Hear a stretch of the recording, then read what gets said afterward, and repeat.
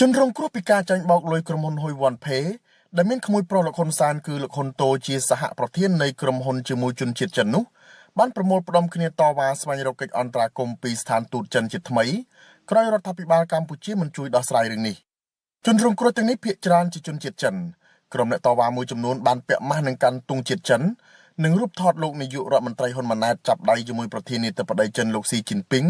និងរូបថតប្រមុខការទូតចិនលោកវ៉ាងយីព្រមទាំងលើកបដាដែលសរសេរថាសង់លុយញើសឈាមយើងវិញអ្នកតវ៉ាខ្លះទៀតបានលើករូបថតប្រធានក្រុមហ៊ុនហ៊ុយវ៉ាន់ផេពីររូបគឺលោកហ៊ុនតូនិងជនជាតិចិនឈ្មោះលីសុងអមដោយសំណេរថាហ៊ុយវ៉ាន់ផេសូមសងប្រាក់ភ្លាមគេឈ្មោះកម្ពុជាបាត់បង់ដោយសារអ្នក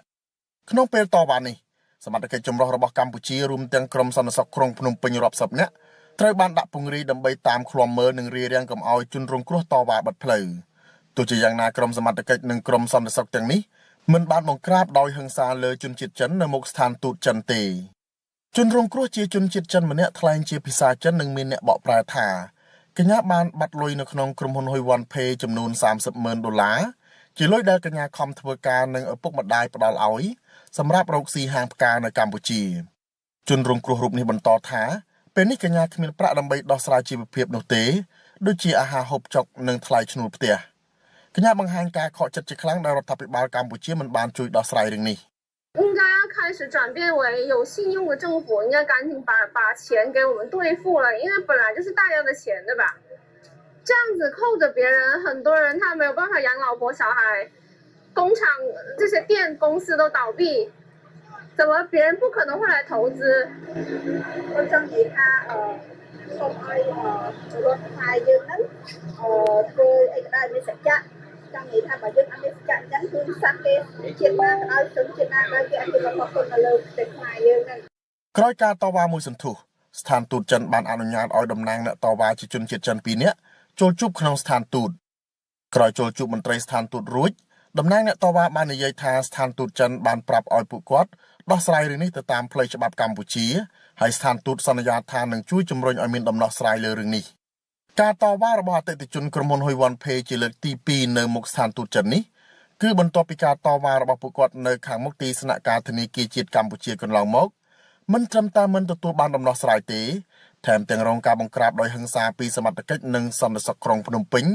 បណ្ដាលឲ្យជនជាតិចិន2នាក់រងរបួសធ្ងន់បែកក្បាល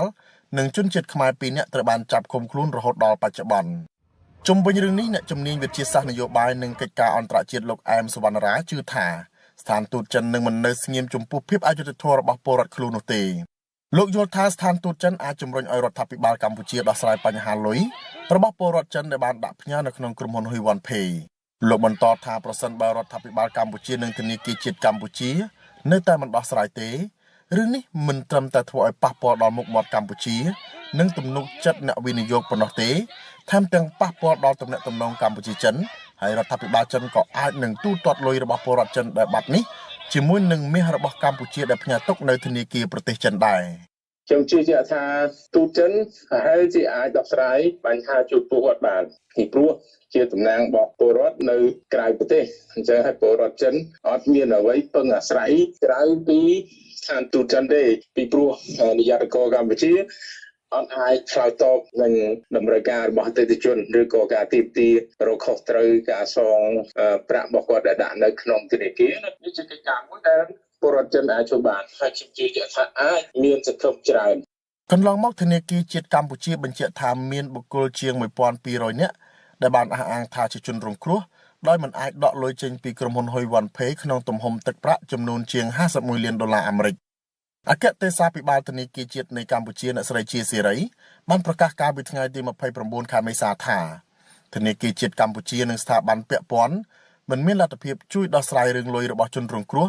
ដែលត្រូវបានក្រុមហ៊ុនលោកហ៊ុនតូបង្កក់ឡើយអ្នកស្រីបានជំរុញឲ្យជនរងគ្រោះប្រើប្រាស់សិទ្ធិរបស់ខ្លួនតាមផ្លូវតុលាការក្រុមហ៊ុនហ៊ុយវ៉ាន់ផេគឺជាផ្នែកមួយនៃក្រុមហ៊ុនហ៊ុយវ៉ាន់គ្រុបមានកម្មវិធីទីផ្សារនិងភ្នាក់ងារទូទាត់លុយតាមអនឡាញរបស់ជនជាតិចិននិងមានក្មួយបង្កើតរបស់លោកហ៊ុនសែនគឺលោកហ៊ុនតូជាសហប្រធាននៃក្រុមហ៊ុននេះទោះជាយ៉ាងណាកាលពីថ្ងៃទី6 ខែឧសភាកន្លងទៅលោកហ៊ុនតូបានចេញសេចក្តីបំភ្លឺមួយតាមរយៈមេធាវីដោយបដិសេធមិនទទួលខុសត្រូវចំពោះការបាត់លុយរបស់អតិថិជននេះឡើយបើទោះបីជាលោកអះអាងថាមានភាគហ៊ុនចំនួន30%នៅក្នុងក្រុមហ៊ុនហ៊ុយវ៉ាន់ផេក្តី លោកហ៊ុនតូបកស្រាយថាក្រុមហ៊ុនមិនបានបែងចែកសិទ្ធិអំណាចនិងការសម្រេចចិត្តក្នុងការគ្រប់គ្រងចំណូលចំណាយនិងប្រតិបត្តិការប្រចាំថ្ងៃរបស់ក្រុមហ៊ុនឡើយដោយឡែកប្រធានក្រុមហ៊ុន Hoi Wan Pay Group គឺលោកលីសុងជាជនជាតិចិនមានសញ្ជាតិខ្មែរនោះសមត្ថកិច្ចកម្ពុជាបានចាប់ខ្លួននិងបញ្ជូនទៅប្រទេសចិនវិញហើយដើម្បីបន្តនីតិវិធីតាមផ្លូវច្បាប់ពាក់ព័ន្ធនឹងបទល្មើសឆបោកតាមប្រព័ន្ធបច្ចេកវិទ្យាកាលពីថ្ងៃទី31ខែមីនាកន្លងទៅ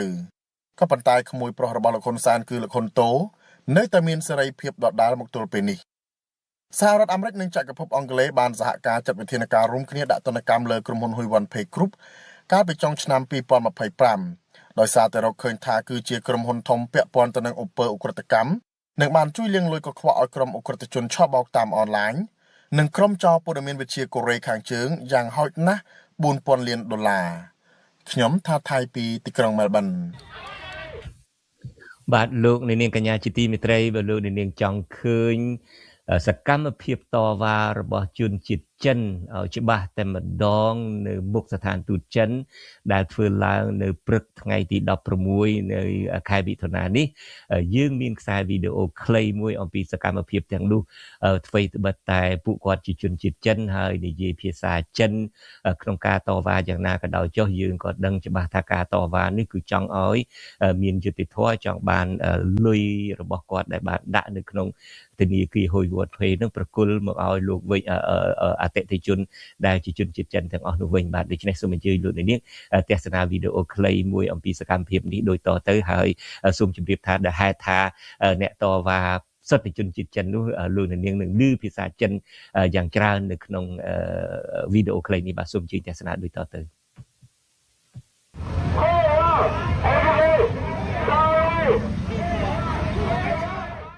他们不会直接帮我们走法律程序，因为他们没有这个权限。他只是说建议我们走法律程序。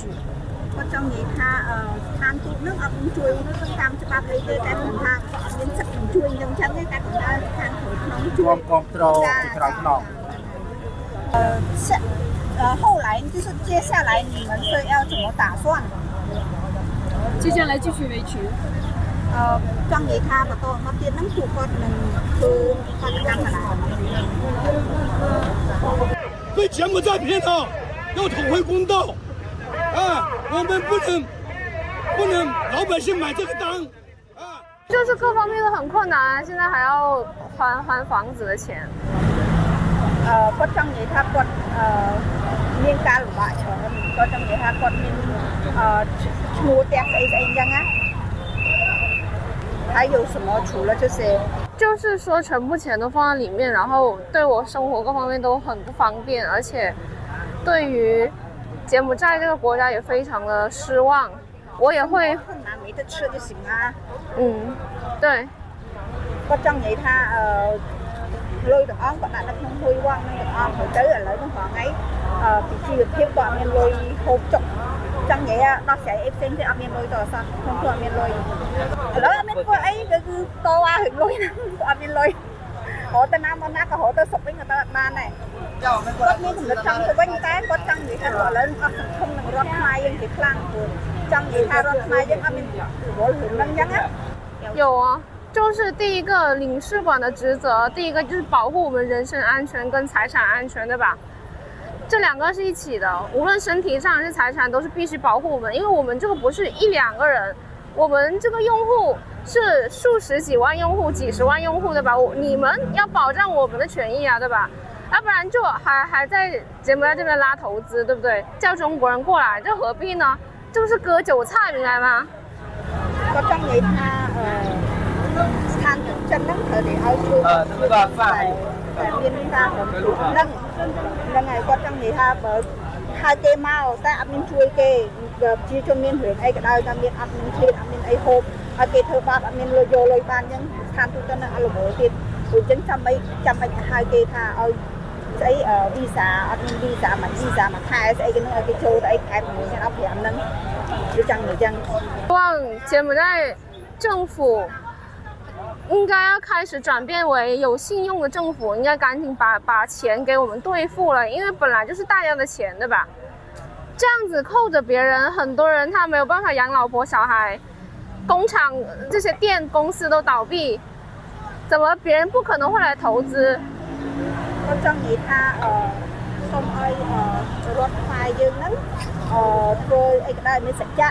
ចង់និយាយថាបើយើងអត់មានសច្ចៈអញ្ចឹងគឺសាសគេជាតិណាក៏ដោយជនជាតិណាក៏ដោយគេអត់ជឿរបស់គុណនៅលើប្រទេសខ្មែរយើងហ្នឹង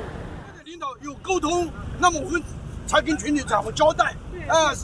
现在到什么程度了？那么这些人都在等这个消息。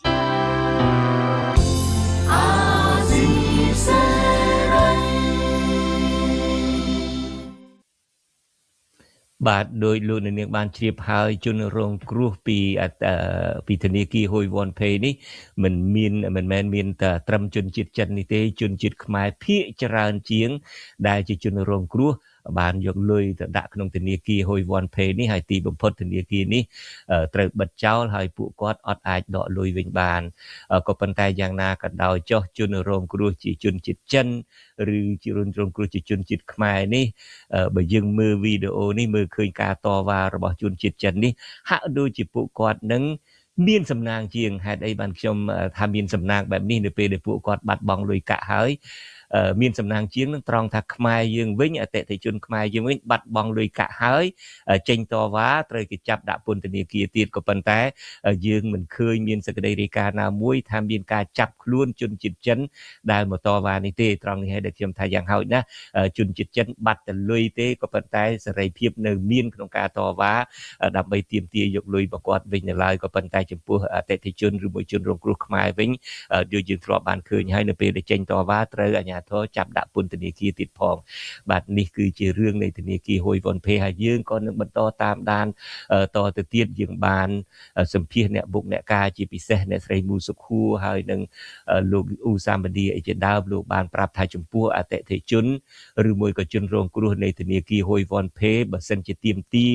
ឲ្យរដ្ឋាភិបាលឲ្យធនាគារជាតិនៃប្រជាជនធនាគារជាតិនៃប្រទេសកម្ពុជានឹងជួយដោះស្រាយមិនបានទេពួកគាត់អាចរក្សាឯកសាររបស់ខ្លួនមានន័យថាតើយកលុយទៅដាក់នៅក្នុងធនាគារ Hoi Won Pay នេះដោយសល់ប្រាក់ប្រមាណនឹងមានភស្តុតាងនឹងសូមរក្សាទុក